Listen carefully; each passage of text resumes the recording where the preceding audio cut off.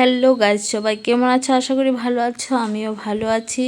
তো আমাদের বাঙালির নিয়ম যে 12 মাসে 13 পার্বণ, এই একটা না একটা উৎসব লেগেই থাকে। তো পৌষ সংক্রান্তিও চলে আসলো, এই জন্য দেখো ওয়াল টোয়াল লেপে নিলাম। এখন উঠান লেপবো। তার আগে দেখো আমাদের তুলসীর বেদিটা জল টল পরে একদম মানে রং টং উঠে গেছে। তো 1 বছর আগের রং উঠে গিয়েছে। তো এখন তুলসী বেদিটা একটু রং করব। রং করার পর আবার তোমাদের সামনে শেয়ার করছি যে রং করার পর কেমন লাগছে।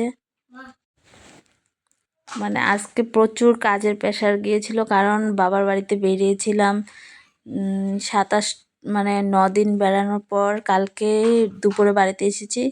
তো দেখো রং করার পর তুলসী বেদিটা কেমন হলো। আমি একাই করলাম।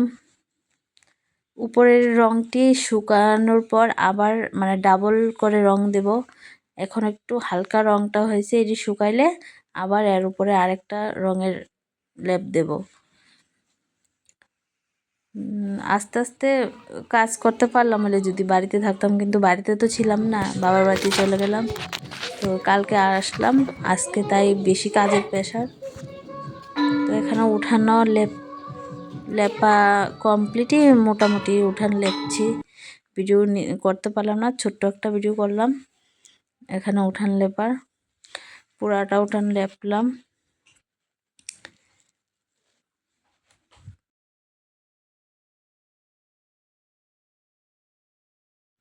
তো দেখো আমার ওয়াল লেপা কমপ্লিট। তারপরে উঠানো প্রায় লেপে নিলাম রাস্তা পর্যন্ত। দেখো সারা বাড়ি দেখো কাপড় ধুয়ে দিয়েছি। দেখো আমার লেপা কমপ্লিট। কেমন লাগলো বলো কমেন্টে জানিও।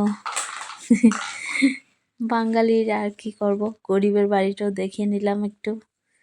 দেখো রাস্তা পর্যন্ত পুরাটা লেপে নিলাম। আর এই যে এই জায়গাটা সাদা মাটি দিয়ে লেপলাম, কারণ এই জায়গাটা আলপনা আঁকবো। আলপনা এঁকে আবার শেয়ার করব তোমাদের মাঝে।